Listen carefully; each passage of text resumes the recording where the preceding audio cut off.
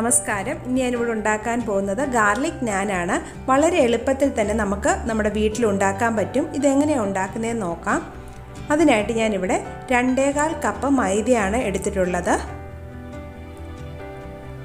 ഇതിലേക്ക് ഉപ്പ് ചേർത്ത് കൊടുക്കാം. 1/2 ടീസ്പൂൺ ഉപ്പ് ചേർത്ത് കൊടുക്കാം.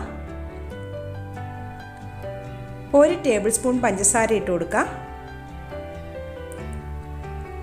1.25 ടീസ്പൂൺ ബേക്കിംഗ് സോഡാപ്പൊടി ചേർത്ത് കൊടുക്കാം. പിന്നെ ഇത് എല്ലാം കൂടെ നല്ലതുപോലെ ഒന്ന് മിക്സ് ചെയ്തെടുക്കാം. നല്ലതുപോലെ എല്ലായിടത്തും പിടിക്കുന്നത് പോലെ ഒന്ന് മിക്സ് ചെയ്തതിന് ശേഷം ഇതിലേക്ക് 1 ടേബിൾ സ്പൂൺ ഓയിൽ ചേർത്ത് കൊടുക്കാം. റിഫൈൻഡ് ഓയിലാണ് ചേർത്ത് കൊടുക്കേണ്ടത്. ഇതും കൂടി ചേർത്തിട്ട് നല്ലതുപോലെ ഒന്ന് മിക്സ് ചെയ്തെടുക്കുക.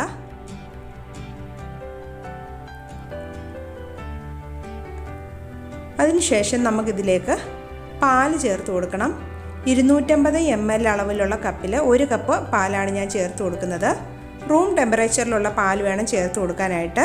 ഇത് കുറച്ചായിട്ട് ചേർത്ത് നമുക്ക് ചപ്പാത്തിക്കൊക്കെ കുഴയ്ക്കുന്നത് പോലെ ഒന്ന് കുഴച്ചെടുക്കണം.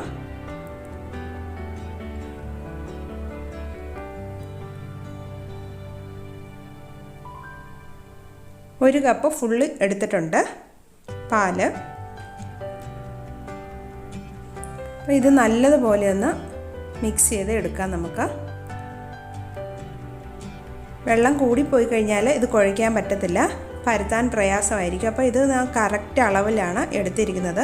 ഇത് നല്ലതുപോലെ ഇതുപോലെ ഒന്ന് കുഴച്ച് കൊടുക്കണം, എങ്കിലേ ഞാൻ നല്ല സോഫ്റ്റായി കിട്ടുള്ളൂ.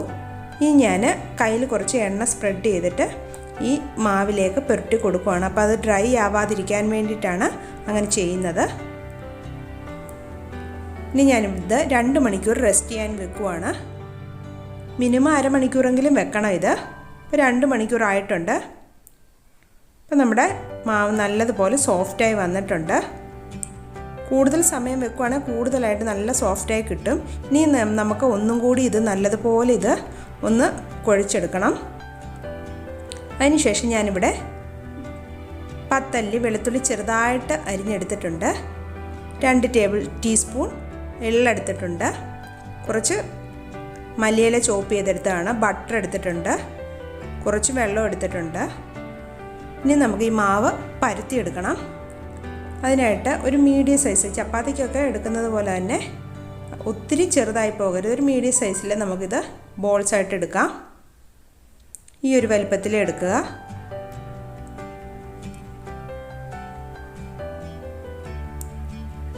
അപ്പം ഞാൻ 9 നാനിനുള്ള മാവ് എടുത്തിട്ടുണ്ട്. അതേസമയം നമുക്ക് ഒരു പാൻ എടുത്തിട്ട് ചൂടാക്കാൻ വെക്കണം, ഒരു മീഡിയം ഫ്ലെയിമിൽ. അലുമിനിയത്തിൻ്റെയോ അയണിൻ്റെയോ പാനാണ് ഏറ്റവും നല്ലത്, നോൺ സ്റ്റിക്കിൻ്റെ എടുക്കണ്ട. ഇനി നമുക്കിത് പരത്തിയെടുക്കാം.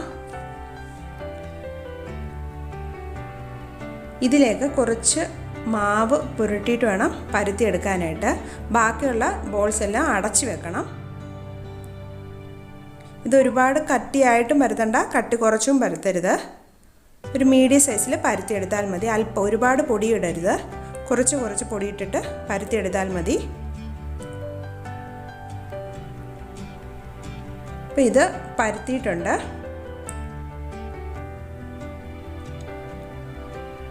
ഈ ഒരു കട്ടിയിൽ പരത്തിയെടുത്താൽ മതി.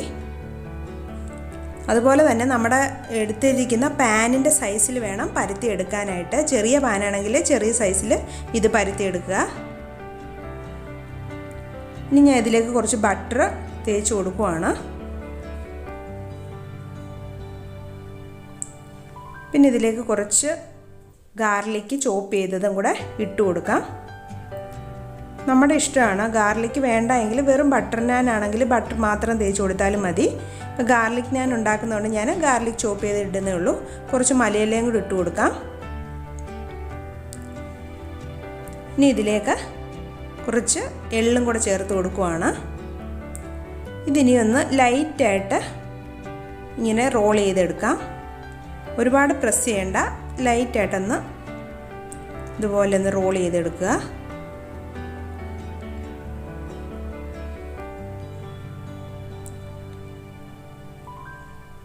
അതിനുശേഷം നമുക്കിത്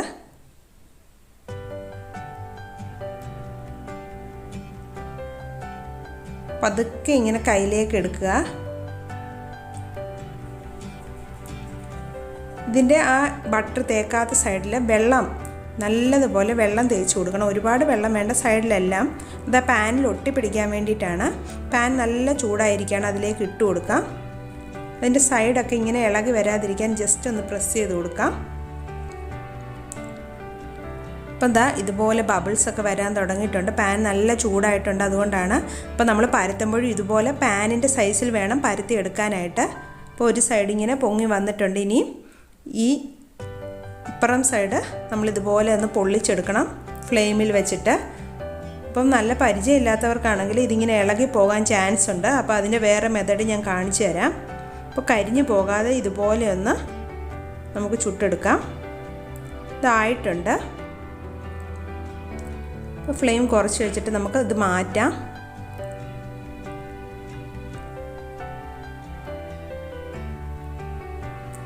ഇനി നമുക്കിതിലേക്ക് കുറച്ച് ബട്ടർ കൂടെ സ്പ്രെഡ് ചെയ്ത് കൊടുക്കാം. ഇതാ ഇതിൻ്റെ അപ്പുറം സൈഡ് നല്ലതായിട്ട് വന്നിട്ടുണ്ട്, പെർഫെക്റ്റായിട്ട് കിട്ടിയിട്ടുണ്ട്. കുറച്ച് ബട്ടർ തേച്ച് കൊടുക്കാം.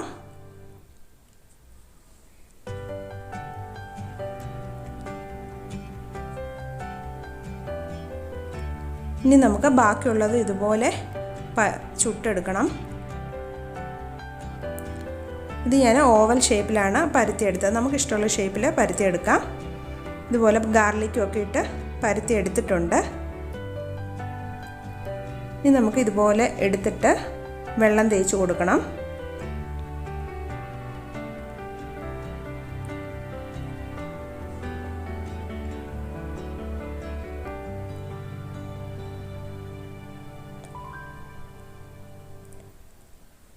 പാനിലേക്ക് ഇട്ട് കൊടുക്കാം. പാൻ നമ്മൾ ഓഫ് ചെയ്യത്തില്ല, മീഡിയം ഫ്ലെയിമിൽ തന്നെ ഇട്ടേക്കും, ചൂടോടെ തന്നെ. അപ്പോൾ ഒരു സൈഡ് ആയതിനു ശേഷം നമ്മൾ ഇതുപോലെ എടുത്തിട്ട് ഡയറക്റ്റ് ഫ്ലെയിമിൽ നമ്മൾ ചുട്ടെടുക്കാം, കരിഞ്ഞു പോകാതെ. ഇതുപോലെ എടുക്കാം. ഇതാ കണ്ടോ. അപ്പോൾ ആ മറ്റേ രീതിയിൽ ചെയ്യാൻ അറിയാൻ വയ്യാത്തവർക്ക് ഇതുപോലെ ചെയ്തെടുക്കാം. ഇതിലും കൂടെ കുറച്ച് ബട്ടർ സ്പ്രെഡ് ചെയ്ത് കൊടുക്കാം. ഇതുപോലെ നമുക്ക് എല്ലാം ചുട്ടെടുത്തിട്ടുണ്ട് ഞാനിവിടെ. വളരെ പെട്ടെന്ന് നമുക്ക് ഇത് റെഡിയാക്കി എടുക്കാം. ഇതിൻ്റെ കൂടെ നമുക്ക് ചിക്കൻ കറിയൊക്കെ നല്ല ബെസ്റ്റ് കോമ്പിനേഷനാണ്. നല്ല സോഫ്റ്റായിട്ട് കിട്ടിയിട്ടുണ്ട്, വളരെ സോഫ്റ്റാണ്.